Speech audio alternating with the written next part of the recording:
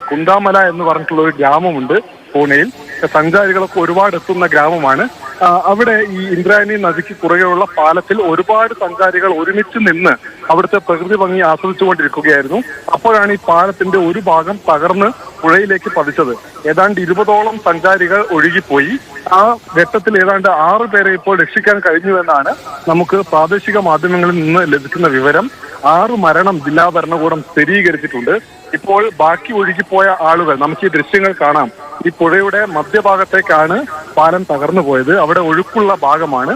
അതുകൊണ്ട് തന്നെ ഈ ഒഴുകിപ്പോയ ആളുകളെ രക്ഷിക്കുന്നത് കുറച്ചധികം പ്രയാസമുള്ള കാര്യമാണ്. അതുകൊണ്ട് ദേശീയ ദുരന്ത നിവാരണ സേന, ഒപ്പം തന്നെ ഫയർഫോഴ്സ്, പോലീസ് ഉൾപ്പെടെയുള്ളവർ സംഭവ സ്ഥലത്തേക്ക് തിരിച്ചിട്ടുണ്ട്. അവരെത്തിയിട്ടില്ല. നാട്ടുകാരാണ് ഇപ്പോഴും രക്ഷാപ്രവർത്തനം ഏകോപിപ്പിച്ചുകൊണ്ടിരിക്കുന്നത്. എന്തായാലും ഇതൊരു മലയോര പ്രദേശമാണ്. അതുകൊണ്ട് തന്നെ എത്തിച്ചേരാനുള്ള കുഴപ്പങ്ങളൊക്കെ ഉണ്ട്. ഈ മേഖലയിൽ കഴിഞ്ഞ 2-3 ദിവസമായി കനത്ത മഴ പെയ്തിരുന്നു. ഇന്നും ഓറഞ്ച് അലേർട്ട് ആയിരുന്നു. മാത്രവുമല്ല, ഈ പാലം 6 വർഷങ്ങൾക്ക് മുൻപാണ് അറ്റകുറ്റപ്പണി നടത്തിയത്.